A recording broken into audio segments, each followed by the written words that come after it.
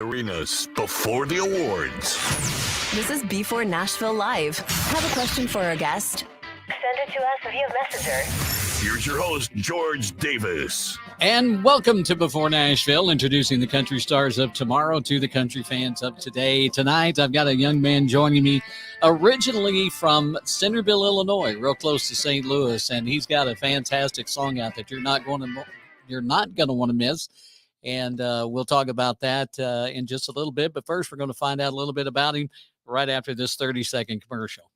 Before Nashville is proudly sponsored by Go-Go Tuners, the go-to tuner for professional and amateur musicians. Get your Go-Go Tuner at gogotuners.com. By Heart to Heart Coffee, the coffee that gives back. Find out more at heart2heartcoffee.com. By Sibby's Apparel, worn by heroes, made with respect. Order yours at sibbysapparel.com. And by Three Rangers Whiskey, not for the weak or faint-hearted. ThreeRangers.com. All right, so we are back with Before Nashville. Take a little hiatus for time and decided to get back into it. And I've got a guy joining me tonight. He has an amazing new song out that you're going to hear here in just a little bit. But first, let's all make welcome to the show, Mr. Michael B. Whit. Michael, how are you, my man? I'm blessed and high favored. Honored to be on the show tonight. Hey, man, just having a good time. I'm excited, a little nervous. Just excited to be here. Yeah. I tell you, man, there ain't no reason to be nervous. I'm just a normal guy. I put my pants on one leg at a time. Most days. Some days I put two in the same leg, and that makes it a little difficult to walk, but you know. So we're going to talk a little bit about Michael B. Whit, the early years. Let's throw it back some and talk about your growing up in Centerville. Well, if you guys have kind of peeked in on a little bit of my background, I'm sure there's a lot of fans out there that don't know. I'm a PK, and if you don't know what that means, it's a preacher's kid. So grew up in just all-American home, son of a preacher's kid, son of a coal miner as well. And just grew up normal, standard American life, small town, Cahokia, Illinois. Centerville, Illinois, the Cahokia Downs. Just grew up to little country family. My grandfather is from Mississippi, and basically just kind of made sure that we stuck and we held our ground even while we were here in Illinois. So right. Yeah, that's just the nutshell, ins and outs of who I am, man. So what got you into the music scene in Illinois? Yeah, well, like I said, I was born into music.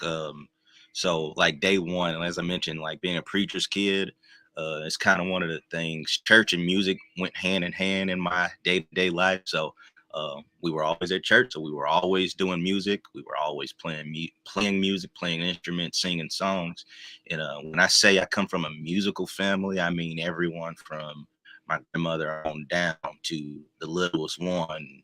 At the time when I was coming up, I started playing instruments around about 6 or 7 years old. So, yeah. Just grew into it, man.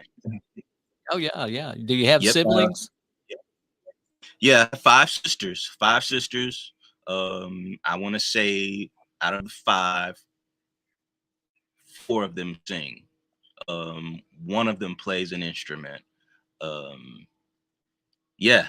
So there was always music around the house. So yeah. So you're the only boy in the family. Yeah, youngest boy of 5. Youngest boy of 5. Yep. Man, that must have been a hard life. Yeah.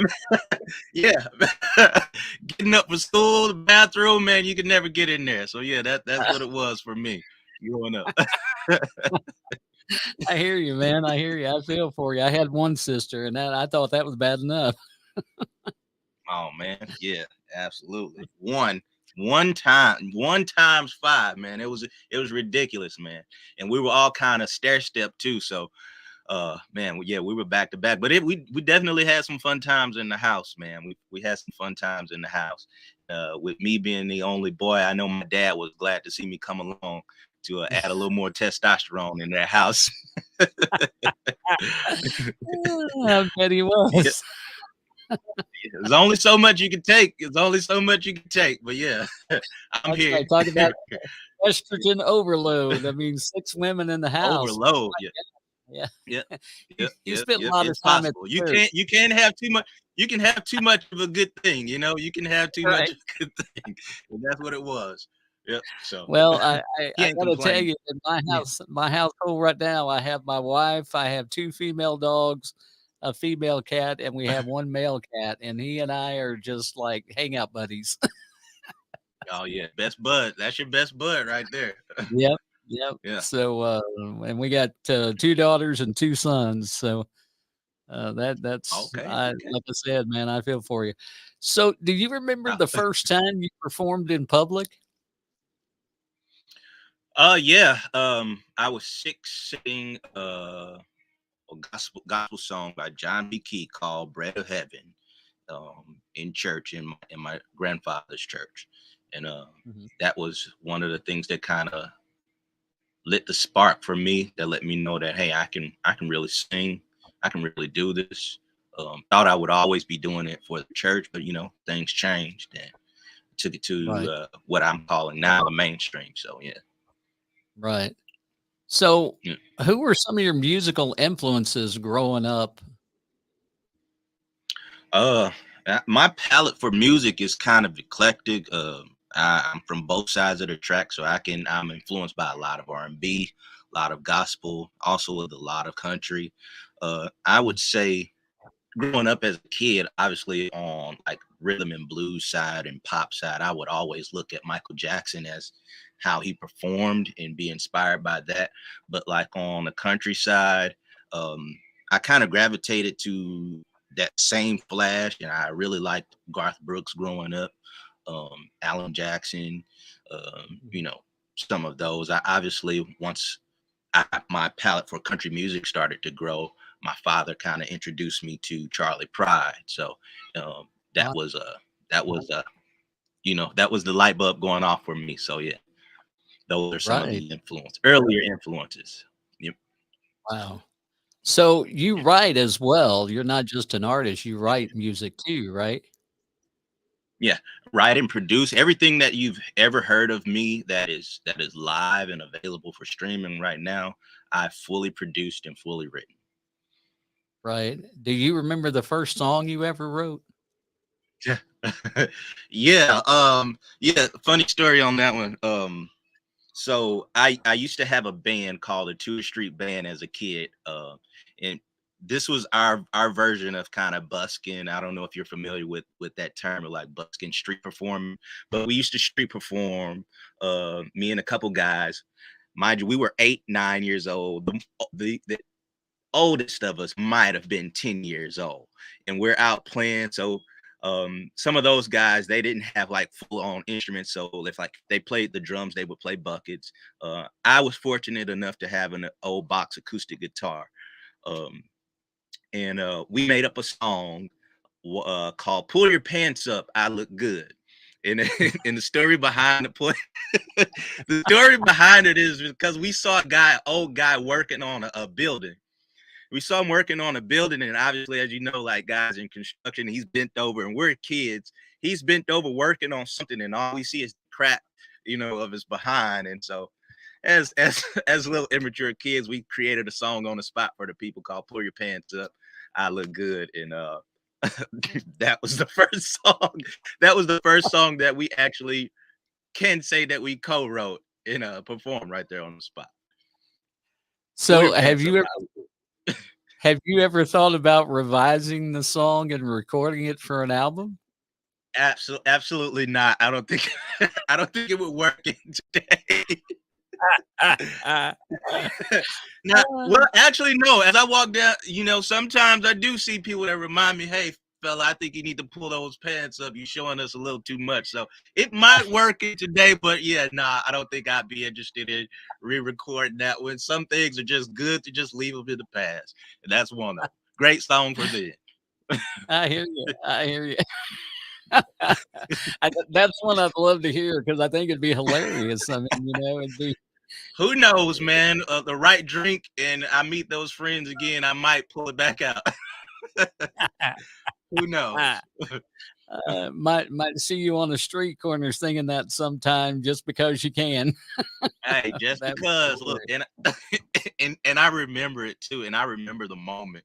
I remember us sitting there, and I remember the guys that I was playing with: Delphonse Harper, Clifton Grinston, Antoine Jones, and we were just sitting there, and they were beating their hearts out on the buckets, and I was coming with the melody, and we were pull your pants up, dum dum dum. I look good, and we loved it, people loved it, and it was a great moment.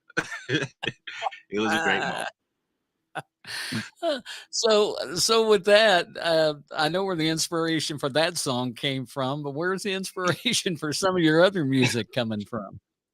Well, I have a pretty big imagination. I have a really good and vivid imagination, so it's very easy for me to draw inspiration from all experiences. I wear a lot of hats in my life. I'm a father, husband. Um, I ranch horses. Obviously, son to a preacher, son to a coal miner, son to a seamstress. So I pull inspiration from just about anywhere, and but mainly one of my biggest inspirations has been lately been my youngest sister, the sister that is directly above me. Her name is Toya Whitfield. She passed away in 2018, and I've Mhm. just been drawing a lot of heartfelt songs just from her memory. So yeah. Right, Mm, right. Man, that's awesome though. mm, Kind of doing a just a memorial to her through your music and stuff is really cool. yeah, yeah, Um, yeah, absolutely. Appreciate it. so what is it about your music that's unique that makes people want to listen? Um, you, those questions are always hard because it causes you to really kind of look at yourself from the perspective of the audience, which is really hard to do, because it's not Right. like you have a physical mirror. But I would say it's the soul. It's the soul that's knitted into the fabric of original country. Back when the Carters Right. were doing it. It's the thing I think that has really been missing in today's country music is those silver linings of soul that can be kind of uniquely blended in there. I think people, once they really hear it, they connect with it, and they can identify that, okay, this is kind of invoking that feeling from that Appalachian group from back in the day that was singing those hymns. So that's where I Mhm. come from. I come from singing hymns in the old Southern Baptist church. So Right. that's what they're seeing, that's what they're hearing, and that's what they're feeling from our music.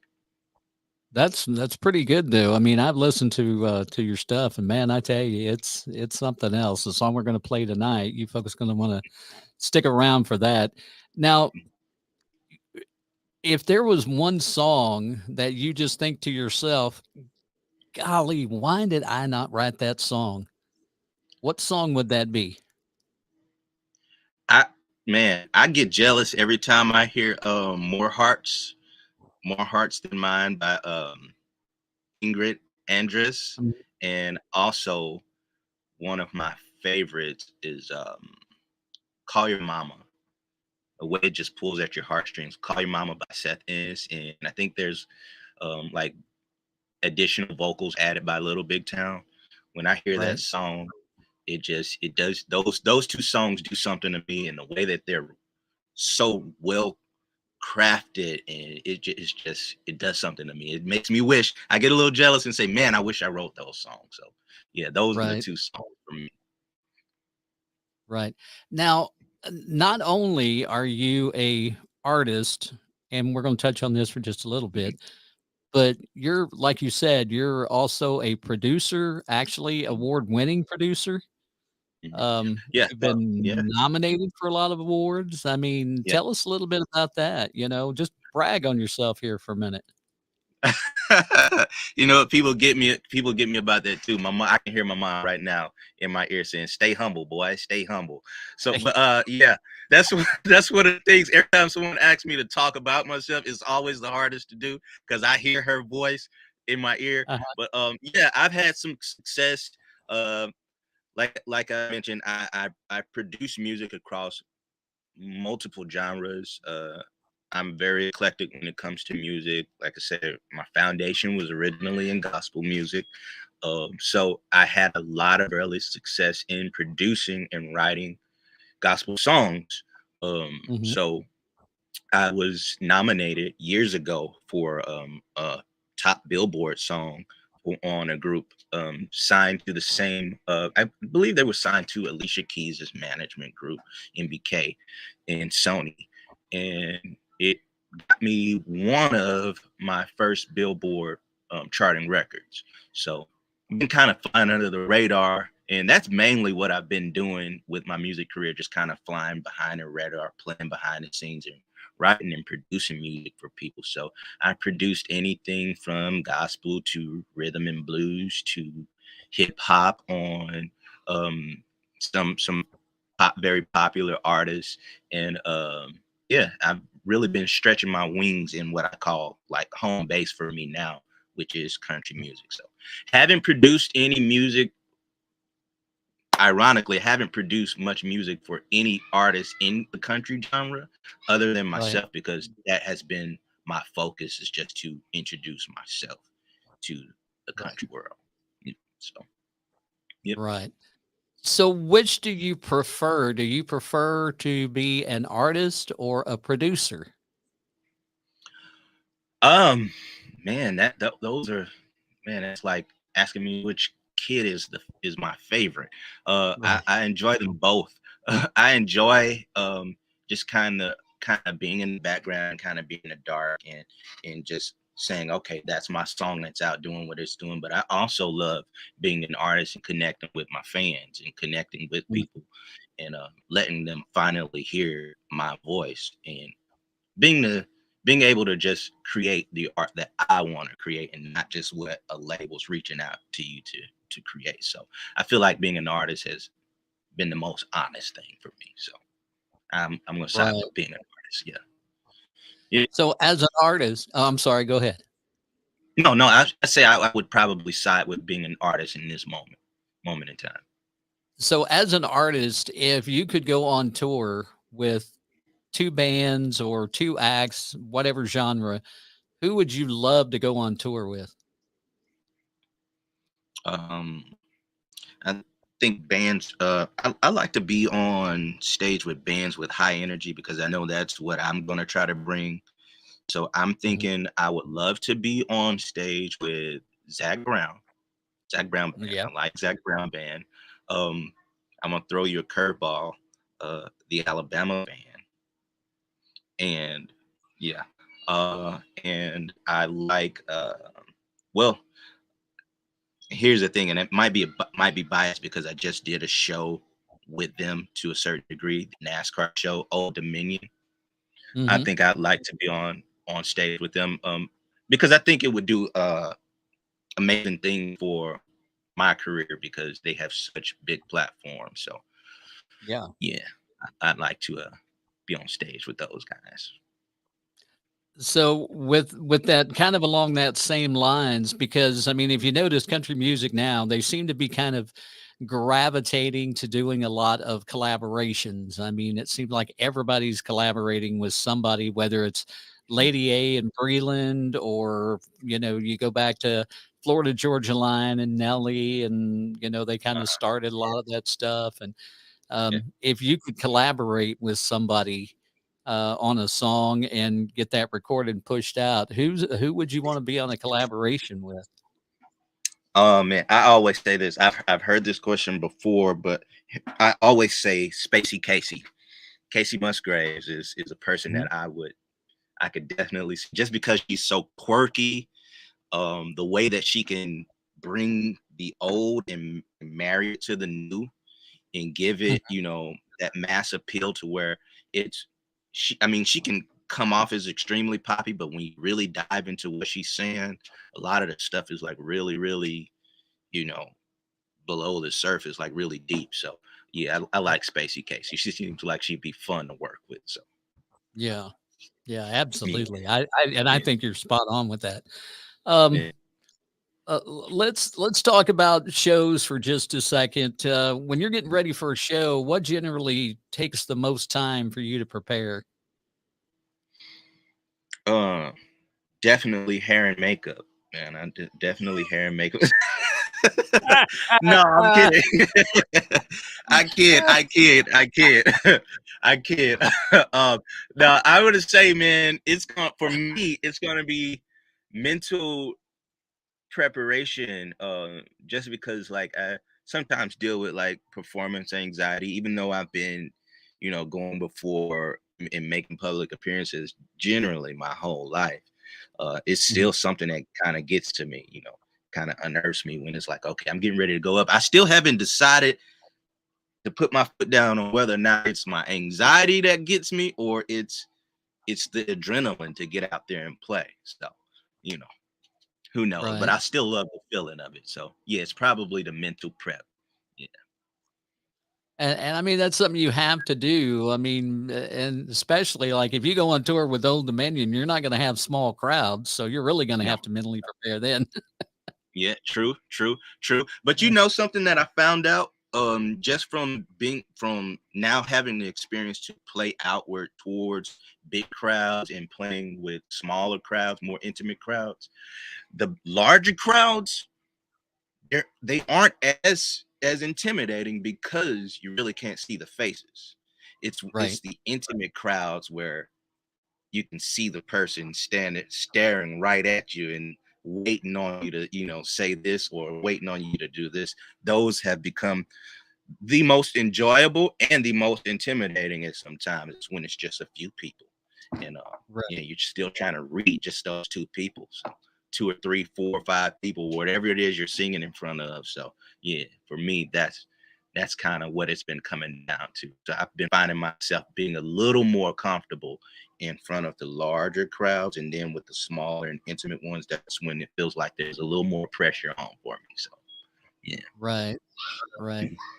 So if I were to say have your phone in my hand and I Mhm. opened up your music playlist, what are the top 10 songs I'm going to see in your phone that you've been listening to a Um. lot lately? Oh well. Yeah. I really like. I really. So well, here's the weird thing because like I have to listen to a lot of songs for like just in case I want to throw in covers. So some of it won't be just for like my general interest, but some of it will be for like, all right, I need to learn this song because these songs Mhm. are nice. But for my own pleasure, I like Run by George Strait. I like Unapologetically Country as Hell by Mhm. Party. I'm that, and I think that's where you first hurt me. But that song is one of the songs that's really been stuck in my head. I like Madness by Hunter Hayes because I'm a huge Hunter Hayes fan. Um, I like I like Luke Combs and Eric Church's "Does to Me" song. Yep. Um, I think it's let's see. I like obviously Morgan Wallen, "Sand in My Boots." Um, I like the new Keith Urban, "Brown Eyes Baby." I'm thinking about adding that one to like if I ever have to cover a Keith Urban song because he's one of Mhm. my favorites. I'm thinking about throwing him into the catalog with that one because I really, really like it. Uh, there's a deep cut, "Drinking Too Much" by Sam Hunt that I really like, and it's just his acoustic version. I just like how he just reveals his scars in that song. And I like Parker McCullum's "Handle on You," Cody Johnson's "Till You Can't" has been really rocking. Um, yeah, I don't know. I think that might have. I can go on and on, but I think that Yep. might have been that might have been your 10 right there. Yeah. Yeah, I think you're pretty close. I think you know what, and can I like to listen to like local guys too, or or Yeah. I don't want to say local, but not as well known as everyone else, but really Mhm. deserves the attention. But I met a guy, I met a kid actually. He was 19 years old out in Wartrash, Tennessee. Shout out to the people out in Wartrash, Tennessee. My buddy Asher Cataldo. I met a kid, Brett Bone, and he really had a song that really touched me, and it's called "The Man." And that song stays on rotation in my playlist. So, yeah, shout out to Brett Bone for that one. Yep. We'll have to look. I'll have to check that one out. I've not heard of him Oh yeah, before, which is yeah, kind of interesting. Um, yeah. what would you say is, and this is always a fun one. Um, what's your most embarrassing stage moment? The most they're all equally embarrassing, but no, I can pinpoint one that really got to me, right? And I was just so hot. Um we did a trail ride here in St. Louis. I don't know if you guys are familiar with trail ride culture, where it's just a time where a bunch of cowboys, they kind of descend and have like this big backyard, barnyard, pasture party, right? So there's Mhm. horses, there's booze, there's four-wheelers, there's everything that you can think of, just country as hell that is going on at these parties, right? And so I'm there to as the headline performer. Mhm. I'm there, we're geared up, we're out, we're on the stage. The stage is just this hay wagon. We're the band and I were just kind of scrunched up on the stage, barely making it onto the stage. So we're on the risers, getting ready to play. We're playing midway through midway through our set. Everything shuts off. Our band is using so much juice that it shuts off like the lights, everything for the entire party. Everything just cuts off while we're in the middle of a song, right? And so obviously we all have powered instruments. So I ended up, you had that awkward silence moment that you don't prepare for in those situations. But luckily I had an acoustic guitar with me on hand, and I was able to manage to finish off the set. Uh, well, not even the whole set, but finish off maybe two songs with just like an acoustic appeal. We're in the dark, nothing's going on, just me and acoustic guitar, man. But yeah, it was embarrassing. We definitely had an exchange of words backstage after that went off between us and the sound man, and being prepared for the show, man. It was a mess, and I was so embarrassed because I was the headliner, and it kind of just Right. left the crowd kind of wanting more, and I just felt so bad about it. I felt Right. so bad for letting everybody down. So, and that was my most embarrassing moment right there. Oh, so Nothing I can do about did you tell him next time, make sure you pay the freaking electric bill? it. That and bring more generators, because I think it Yeah. was we were just too powerful. We were just too powerful for what they were expecting, and it did not go well. It did not go well. But I Yeah, beat those myself up. I have nightmares about that moment because nobody wants to have the awkward silence in the concert. right. Then you have to get the sympathy clap. There's the one drunk guy that's gonna clap anyway. So it's like, oh my god, you don't want to hear that. So yeah, I definitely got all of that. Oh, they need I to got make it all. sure they get bigger. Don't use the home generator, the little Uh, one that you take out on the job nah, site. Those will get it. yeah, no, we need the real deal next time. So yeah, yeah, So what that was what embarrassing. is that's pretty bad. I feel for him. Uh, I actually, this is no lie because I years ago, we were at a uh, park and they were playing music, and that same thing happened. And this is no lie. You had to put like quarters in a machine for the electricity. And somebody made the joke that they didn't put enough quarters in, and they went up and put more, and the electricity came back Ah, on. yikes! I was like, "Oh my gosh," if they're talking about embarrassment, "Ah, you didn't put enough quarters in, shame on you." Man, that's awful. That's awful. Check the meter. Somebody check the meter. Yeah. That's right. So what's your most favorite cover song to do in your sets? Um, yeah, no brainer. I love doing Tennessee whiskey. I love Mhm. doing Tennessee whiskey.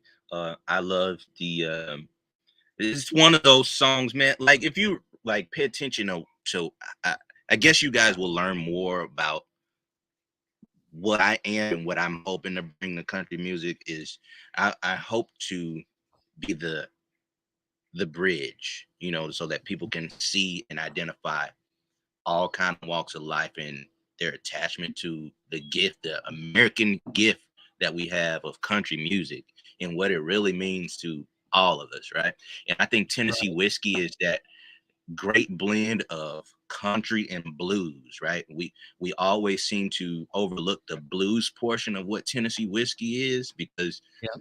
I don't know why, but it's a perfect marriage of country and blues, and I think that's kind of what I am to a certain degree. I'm kind of like that mix of okay, the soul and the country having a love child, and once we sing Tennessee whiskey and once we play it, people really get to hear it and understand. Like, okay, this is what it is, and everybody knows the song across every demographic across. It doesn't matter how diverse the crowd is. Everybody knows Tennessee whiskey, and everybody's singing it at the top of their lungs. So I love doing that song. So yeah. Right. Well, I want to introduce them to some of your music, and I really want to um, introduce folks to you because that's part of what I do. Mhm. And um, this song, I gotta give a shout out to Asher. I know Asher Cataldo. Asher is a super super cool guy, and um, I'm excited that he's on this song. I didn't know it until I saw the kind of photo of it, and it had Asher in there, and I was like, "Holy cow!" Haven't talked to Asher in a while. He's actually on here. Is So he? hey, Ash. Yeah. Yeah, that's So my brother from another mother right there. yeah, really good to see him. So we're gonna take a quick break, and then we're gonna get into the song, and the song is called "Taking the Dog." And it's got a little bit of a comic twist to it, but at the same time, it's a very serious song if you're in a relationship. So you need to be sure to listen to this. So this is Michael B. Whit with some help from our I guess common buddy Asher Cataldo, and the song is called "Taking the Dog," and we'll be back with that in 30 seconds. So stick around. b4Nashville is proudly sponsored by Go-Go Tuners, the go-to tuner for professional and amateur musicians. Get your Go-Go Tuner at gogotuners.com. By Heart to Heart Coffee, the coffee that gives back. Find out more at heart2heartcoffee.com. By Sibby's Apparel, worn by heroes, made with respect. Order yours at sibby'sapparel.com. And by Three Rangers Whiskey, not for the weak or faint-hearted. ThreeRangers.com.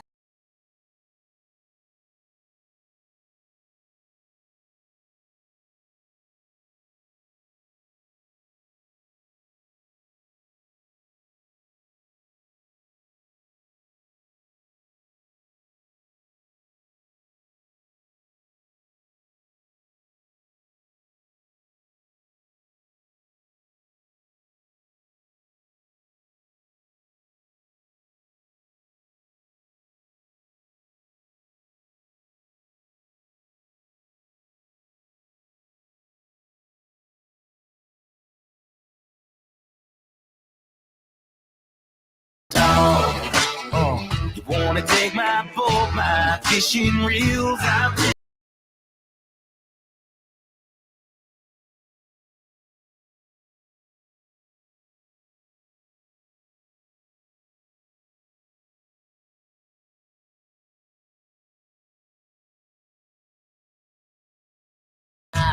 We ain't got no kids, she could take my money.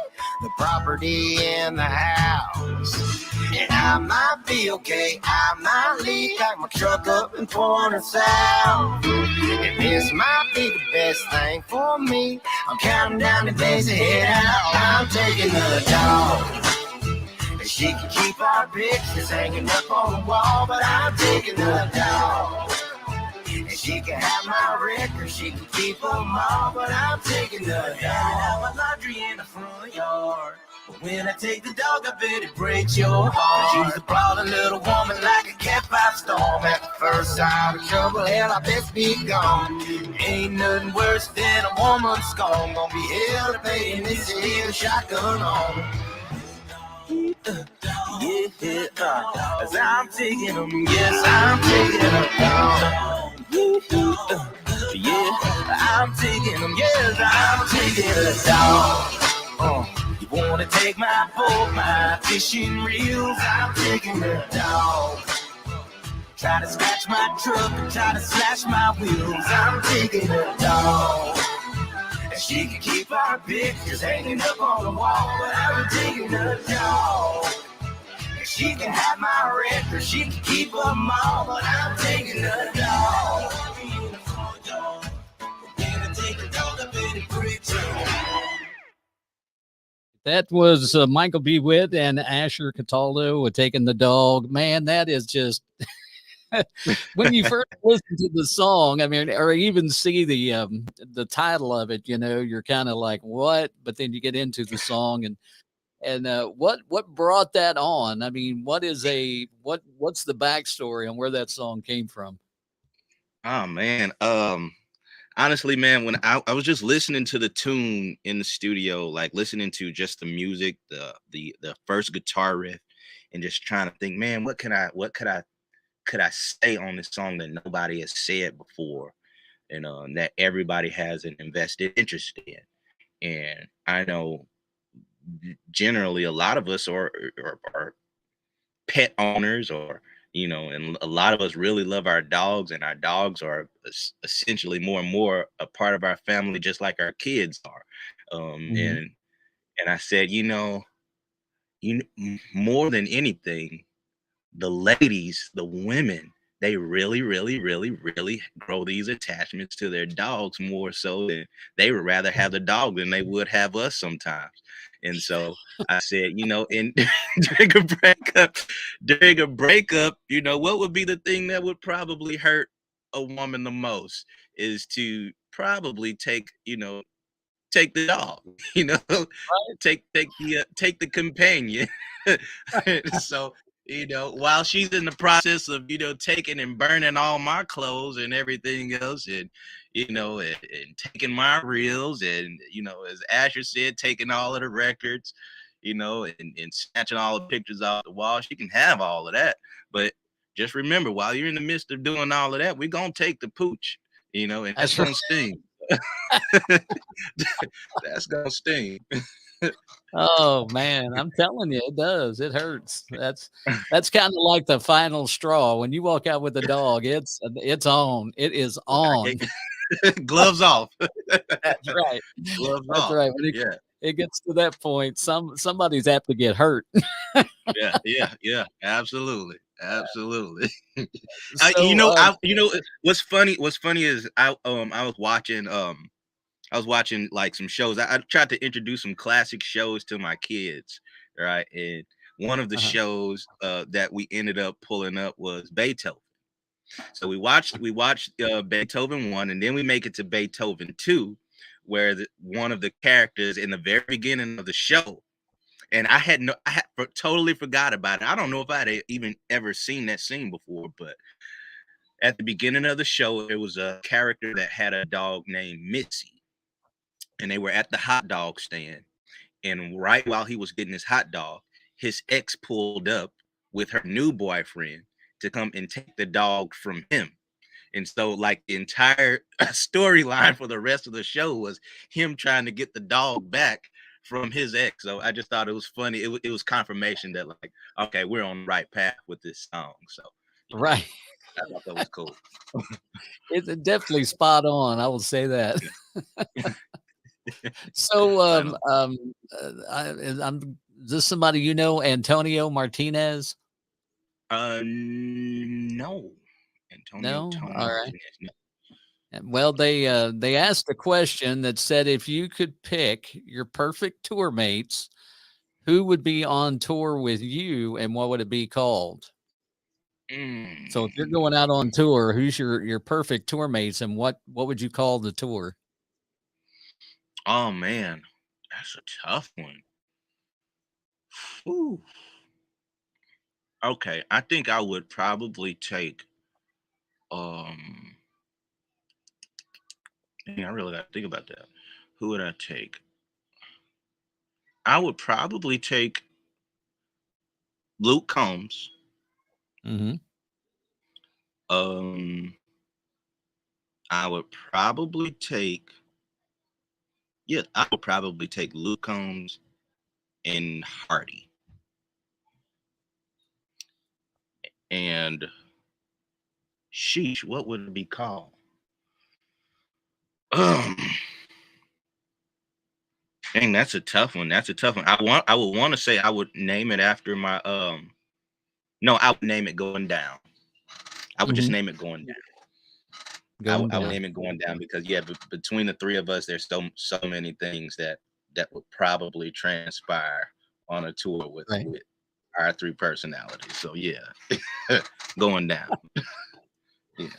And when you put it that way, I'm inclined to agree with you because I've met both those guys, and I tell you right now, y'all, it would be like peanut butter and jelly. They just have to go together. Right. You guys would mix so well, it would be unbelievable. I can see that. I can see that. So if I do this little part of the show, and it has a little intro, and the questions are a little off the wall. Okay. So Okay. some of them may not pertain to music. They're just off the wall questions. So Okay. we're going to do that real quick. All right. Okay. Are you ready for this? I think I am as ready as I'm gonna be. All Ready as right. I can be Well, right now. Mhm. let's get into it. We'll do that. We'll ask you some questions here. Okay.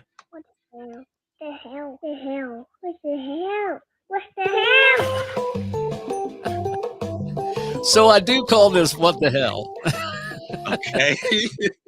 because Fair warning. that's kind of what you think when I say this.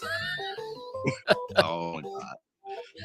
So the first question is, describe your personality in one of the following. Okay, would it be Jim Carrey, Mariah Carey, or Kanye West?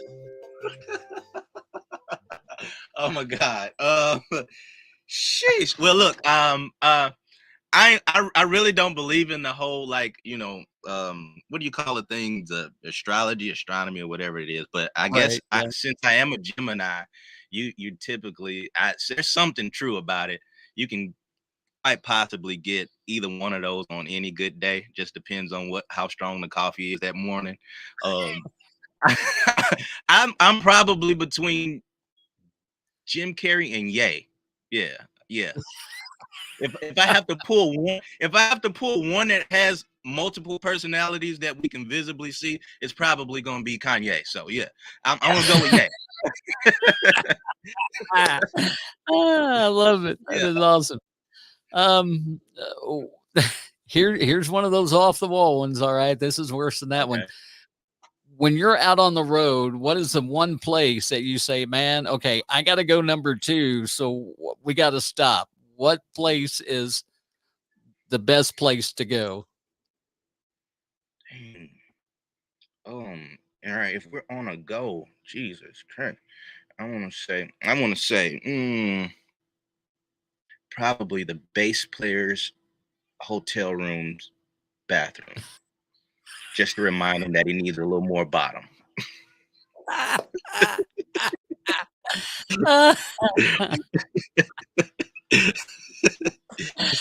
Hey, That's you need awesome. more bottom, man. Take this. All right. Forget the cowbell. You don't need more cowbell. You got to have more bottom. More bottom, more bottom. We need more bottom. More bottom. Yeah, that's right. Golly. Oh, that is awesome. That is awesome. I got to remember that. That is so good. Um, so which of your songs would ever be used on a soundtrack for a movie? Um, which of my songs would be used on a soundtrack for a movie? Man, you know what? I wrote Not in Kansas thinking of like plot twists like it would be made for a movie. I don't know if you heard the song, but if you really listen to where it goes and how where I mentioned the little scenario between the friend and the attorney and how the Mhm. attorney and client privilege was kind of ruined when she went to go talk to his best friend, which was his attorney.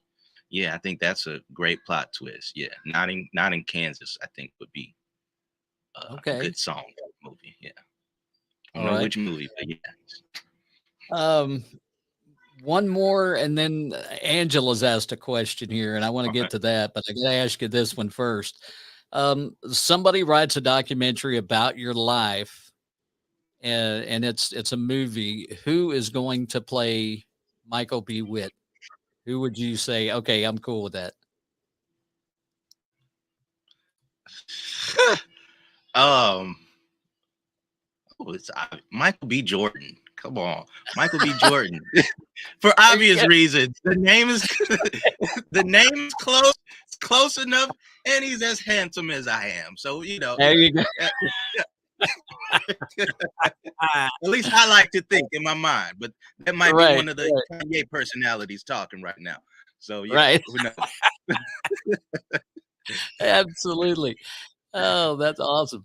So Angela wants to know what's your romantic side as a husband and a father? That's a good Oh question. man, man, I'm. Woo, what's my romantic side like? I don't know. They say country boys do it best. I'm kind of simple with it, and I like to think my the lady in my life really enjoys it. Uh,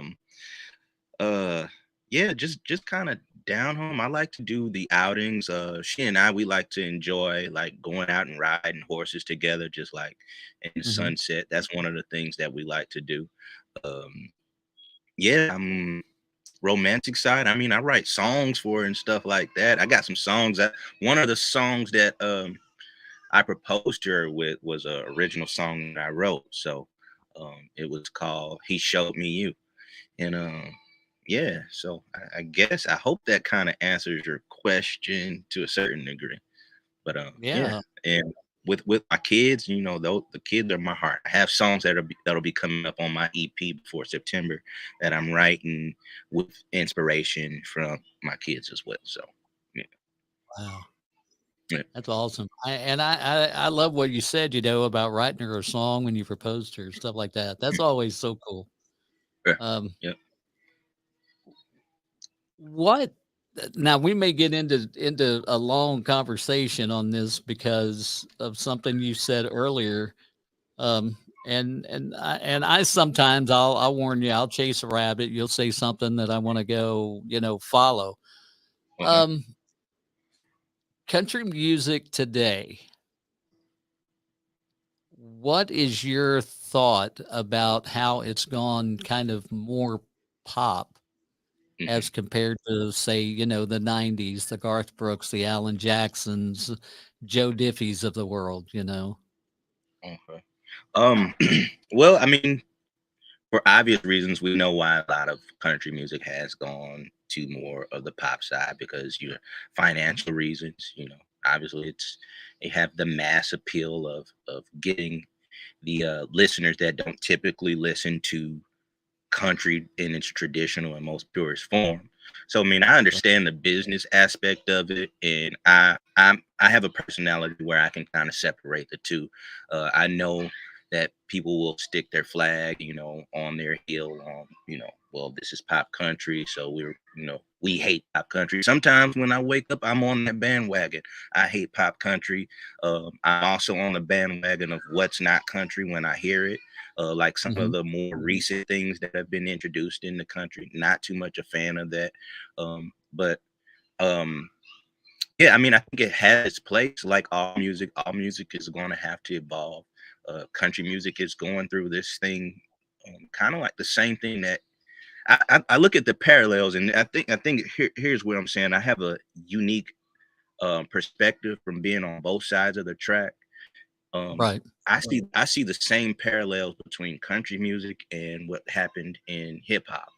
You still have the hip hop purists that believe, the hip hop from New York back in the early 80s, late 70s, that's hip hop in its purest form, and it is. And there's the internal civil war between traditional hip hop versus what's new, where you can't really understand it, but it's still growing and taking hip hop to a different level. And also, you see that same parallel. It's the internal civil war inside of country music, Mhm. where you have the traditionalists that have their their flagging on the hill and saying, this is, if it doesn't sound like Hank, then it ain't. And from my outlook, I can see it and say, well, with Hank being kind of like the godfather of what we are doing here, Hank had some pretty popular songs back in that day. And if we Right. could really talk to him and ask him how he would do it, I'm one to think that maybe he would be able to make the you know adaptation to a more of a popular sound. But I think each one of them has their listeners. If you don't like pop country, don't listen to it. I mean, we live in a streaming age where you can listen to whatever it is virtually you want. You don't have to listen to what Nashville is force feeding you on the radio, because we do know that radio can sometimes force feed you what they want you to hear. But gratefully, we have platforms like this that are able to curate and give you the best of both worlds. So that's my kind of take on pop country and where it is, the state of what it is now. Right. So Right. And that's I mean, everybody has their own opinion about it. And I'm probably not one of the favorite guys of Nashville sometimes because I'm pretty vocal about some things that uh-huh. I'm sure have gotten back to some folks, but I don't do this for Nashville, so I do it for the artist, and that's the Yeah, bottom line. yeah. Um, Stay true. exactly. If Stay if true. you could go back in time and change anything about your career in music, Mhm. what would one thing be? If there is one, it may not even be one. I think yeah, that's tough, because I think all of the choices that I made in music are what are the fabric or the DNA, the pieces that make me what I am and makes me unique. Mhm. So I wouldn't change any of my musical experiences, like in terms of that, but I would like to change the time. If I could buy more time, or if I could have encouraged myself to start sooner than I did, um, I would. I think that would be the thing that I would change. I had a Right. period of a time where I took a break from doing music because I got kind of broken down from a writing experience that I had in New York, where they pretty much told me I wasn't good enough, kind of sent me home packing, and it kind of sent me into a little depression, to where I didn't want to present myself, to the public anymore, neither as a writer, neither as an art, definitely not as an artist. And Right. so I just kind of slid back, and I wish I could get that time back from beating myself up and just going on. I would be a lot further than what I am now, a lot quicker. So that's my Right. kind of. Yep.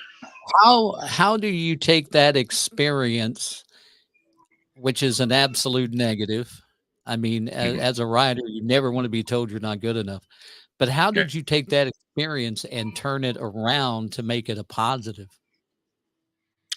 Um, at, at some point, well, I went through the stage of, all right, woe is me, feeling sad about it. But I come from a family of resilient people, praying people, and folks that know how to pick themselves up. So I wasn't going. I knew while I was down, it felt like I was going to be down forever, but I did. I knew. All right, eventually you're gonna have to get up and you're gonna have to make it happen. So I started to use it as like a dark muse, and that's when I started. Actually, that's when I started making the moves to get like Billboard charting records because I use that as fuels. Like I'm going to show y'all, and I think that's the cool thing, and I think that's one of the things that society now, not to go off into another rabbit hole, but I think we're taking away um when we try to pamper everything. Like I didn't need to be pampered in that moment. I needed to feel that. I needed to have that experience of being down so that I can use it as to promote myself, to push myself to go further, and just kind of use that as my fuel. And I think a lot of times we need that. We don't need to be sheltered from that. So I'm grateful for that experience. I needed to feel the bottom so I can know what it felt like and never want to be there again. So yeah, Right. that's how I used it.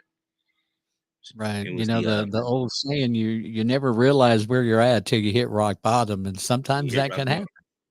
Yeah, yeah, yeah.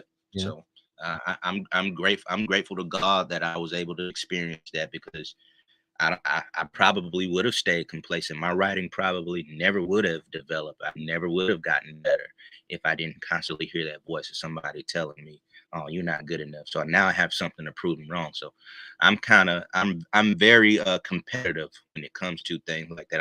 I'm an athlete also, so Mhm. I use that. Yeah, I use that supercharge me. Yeah. So I saw this question and I was thinking, this would be a good one because of you and all the different hats that you wear. But as a as a musician, what is more important to have? Do you think it's the um, a unique style to get their song out, or their technical ability? I'd always go for uniqueness over technical ability. Technical ability can become robotic, and then Mhm. nobody wants robotic. I think what the fabric of good music is the way that a person communicate in a different way, a new appeal, and it still is attractive to another person that doesn't look like you, doesn't share the same experiences, and they're hearing something fresh for the first time. So I think uniqueness for me um, trumps technical skill every day. Mhm. You know, with the amount of notes that you have in a scale, you can never really hit a wrong note. It's just about the placement and about how you do it, where you do it, and the Right, style in which you do it. So, yeah. right. Mm. So we've had some people on here tonight that may not have heard about you, and they've learned some stuff about you. But there's more to learn, and there's certain places they can go, i.e., social media. It's the lifeblood of an artist nowadays. Um, so, if say Angela wanted to find out more about you, where did she need to go to find out more about Michael B. Witt? Angela, I'm as simple as can be, simple as pie. I am Michael B. Witt on every platform. That's Instagram at Michael B. Witt, Facebook Michael B. Witt, Twitter Michael B. Witt. Also, you guys can find me on michaelbwitt.com. So yeah, I'm everywhere. YouTube, same place, Michael B. Witt. And musically on all those streaming platforms, It could be found on Spotify, every all that. platform. Deezer, Spotify, Apple Music, Tidal, whichever you prefer, I'm there. All right. So that gives you an insight as to where you can go to find out more about Michael. And Michael, I got to say, man, I've enjoyed our conversation. You've got me laughing, and I appreciate that because sometimes Yeah. laughter is the best medicine, and we've had a good talk. Yeah. Um, and I want to keep up with everything going on. And as I tell the artists, I've got a playlist where I put the artist songs on. So Taking the dog will be on there as soon as this is over. I'm Hey! gonna move it over to the We playlist. all right, we on there, Asher. Boom. So, Thank you. We appreciate it. Angela said you should try acting. I should try it. Maybe I've been told. I've been told, you know. I don't know. I don't know if there's enough space for another Michael B in acting, but who knows? Who knows? That's what I was just thinking. You got Michael B. Jordan and Michael B. Whit. They do a movie together. That would be amazing. We only gonna make room for one. That's right. You're gonna have to take him off the pedestal. That's gonna be tough to do, man. He's GQ, he's everything, you know. He is. Yeah. So check Michael out on all the streaming platforms. Like I said, he'll be up on our playlist. It's just Before Nashville on Spotify. You can find it there. We'll have the episode will be up on all of our streaming platforms. Even, you know, so if you want to listen to it later and have a good laugh, it'll be there on Apple. It's on Spotify, Google, TuneIn. We're on about 14 different platforms on the audio side. So anywhere you want to get your podcast, then you can always check us out right there. I'm going to take a break Thursday night. Usually do these Monday and Thursday. Thursday night, I'm going to give a shout out to some of my guys, which it's the JC Boot Hill Rodeo here in Sykeston, Missouri. We'll be there for that. And they got some good folks coming in. So if you're watching and you want to go, don't worry about Saturday night because you're not going to get tickets. That one's sold out already. So, sorry about that. I need to come down and get some rolls. The home of the throne rolls. That's what I need to come down there and visit one more time. There you go. Come on down. We'll go get some rolls and see what kind of hands you got when they throw them, which I'm sure they're better than mine. I've not missed one yet. Knock on wood. I will say that. As long as they hot and soft. Good. Yep. That nice the sorghum molasses dumped over them things. Oh man. You gonna make me hungry before we get off. You're gonna make me hungry. I know, right? I know. Last time we were there, they brought out those freaking hubcap cinnamon rolls and things that looked like the hubcap of a Lincoln Continental. I'm not lying; they were huge, and it was just, oh my gosh, amazing. Oh, So if you get down to this area, you got to go there. They don't pay me to say their name, so if I say their name, I'm going to have to tell them they got to feed me. Come on with that. Come on with that.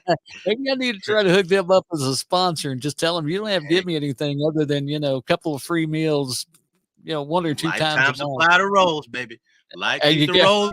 Keep the rolls coming. That's right. In the sorghum. Sorghum for your rolls, baby. There you go. Shoot, maybe if you ever need a part-time job, you could go there and do that. You do that really well. Yeah, look, add a little music to it. Sorghum for your rolls. Oh, there Come you get go. the sorghum for your rolls. Yep. That's awesome, man. So be sure to hang out with us next Monday. We're going to have the War Hippies on coming up a week from tonight. Another up and coming group that we wanted to introduce you to. And Michael, brother, thank you for coming on, man. It's been a blast. And we'll see you. You guys take care. And always, as I say, hug the ones you love and love the ones you hug. All right. Y'all have a great night, and we'll see you in a week.